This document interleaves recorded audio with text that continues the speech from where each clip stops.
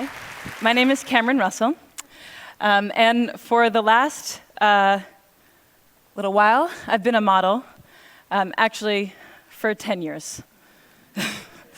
And I feel like there's an uncomfortable tension in the room right now because I should not have worn this dress. So luckily, I brought an outfit change. This is the first outfit change on the TED stage, so you guys are pretty lucky to witness it, I think.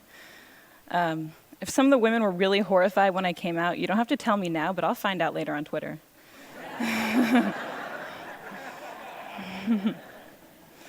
I'd also note that I'm quite privileged to be able to transform what you think of me in a very brief 10 seconds.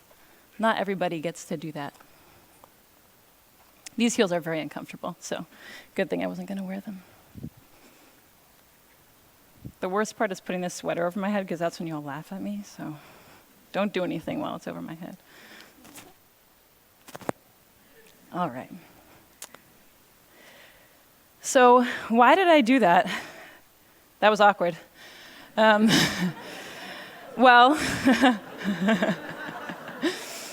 hopefully not as awkward as that picture.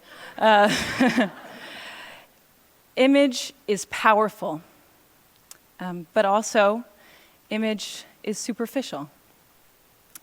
I just totally transformed what you thought of me in 6 seconds. And in this picture, I had actually never had a boyfriend in real life. I was totally uncomfortable, and the photographer was telling me to arch my back and put my hand in that guy's hair. And of course, barring surgery, or the fake tan that I got 2 days ago for work, there's very little that we can do to transform how we look. And how we look, though it is superficial and immutable, has a huge impact on our lives. So today, for me, being fearless means being honest. And I am on this stage because I am a model. I'm on this stage because I am a pretty white woman. In my industry, we call that a sexy girl. And I'm going to answer the questions that people always ask me, but with an honest twist. So the first question is, how do you become a model? And I always just say, oh, I was scouted, but that means nothing. The real way that I became a model is I won a genetic lottery, and I am the recipient of a legacy. And maybe you're wondering, what is a legacy? Well, for the past few centuries, we have defined beauty not just as health and youth and symmetry that we're biologically programmed to admire, but also as tall, slender figures and femininity and white skin.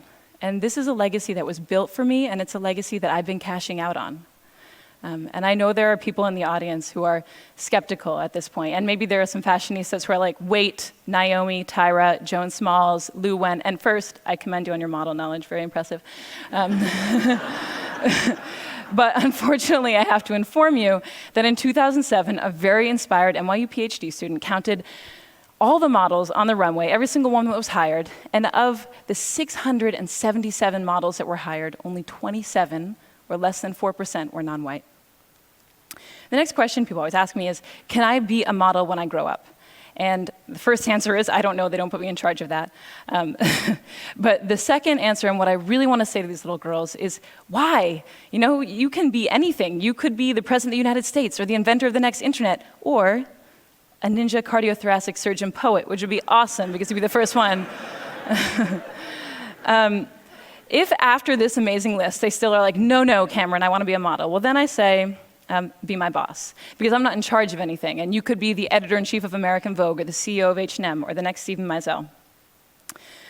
Saying that you want to be a model when you grow up is akin to saying that you want to win the Powerball when you grow up. It's, you know, out of your control, and it's awesome, and it's not a career path. I will demonstrate for you now 10 years of accumulated model knowledge, because unlike cardiothoracic surgeons, it can just be distilled right into right now.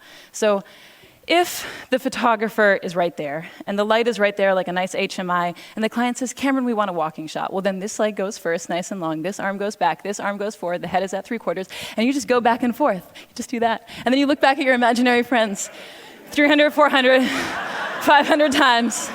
It will look something like this. Hopefully less awkward than that one in the middle. I don't know what happened there. Unfortunately, after you've gone to school and you have a resume and you've done a few jobs, you can't say anything anymore. So if you say you want to be the president of the United States, but your resume reads underwear model 10 years, people give you a funny look. The next question people always ask me is, do they retouch all the photos? And yeah, they pretty much retouch all the photos, but that is only a small component of what's happening. This picture is the very first picture that I ever took, and it's also the very first time that I had worn a bikini. And I didn't even have my period yet. I know we're getting personal, but I was a young girl. This is what I looked like with my grandma just a few months earlier. Here's me on the same day as this shoot. My friend got to come with me. Here's me at a slumber party a few days before I shot French Vogue. Here's me on the soccer team and in V Magazine. And here's me today.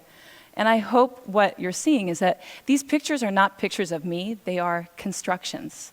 And they are constructions by a group of professionals, by hairstylists and makeup artists and photographers and stylists and all of their assistants and pre-production and post-production. And they build this, that's not me. Okay, so the next question people always ask me is, do you get free stuff? I do have too many 8-inch heels, which I never get to wear, except for earlier. But the free stuff that I get is the free stuff that I get in real life, and that's what we don't like to talk about. I grew up in Cambridge, and one time I went into a store and I forgot my money and they gave me the dress for free. When I was a teenager, I was driving with my friend who was an awful driver, and she ran a red, and of course, we got pulled over. And all it took was a sorry officer, and we were on our way. And I got these free things because of how I look, not who I am. And there are people paying a cost for how they look and not who they are. I live in New York, and last year, of the 140,000 teenagers that were stopped and frisked, 86% of them were Black and Latino, and most of them were young men. And there are only 177,000 young Black and Latino men in New York, so for them, it's not a question of will I get stopped, but how many times will I get stopped? When will I get stopped?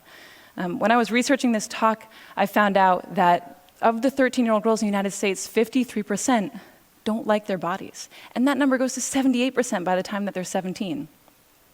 So the last question people ask me is, what is it like to be a model? And I think the answer that they're looking for is, if you are a little bit skinnier and you have shinier hair, you will be so happy and fabulous.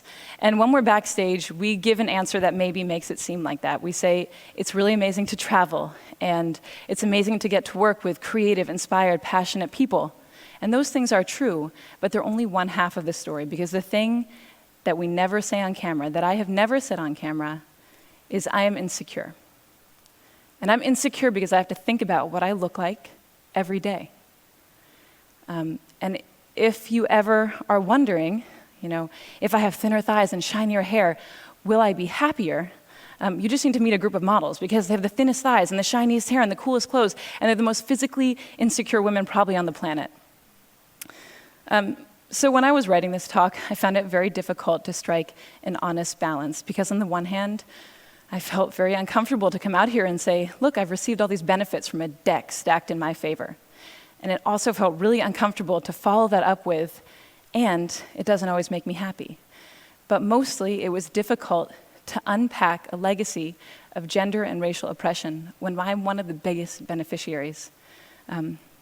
But I'm also happy and honored to be up here, and I think that it's great I got to come, before 10 or 20 or 30 years had passed and I'd had more agency in my career, because maybe then I wouldn't tell the story of how I got my first job, or maybe I wouldn't tell the story of how I paid for college, which seems so important right now.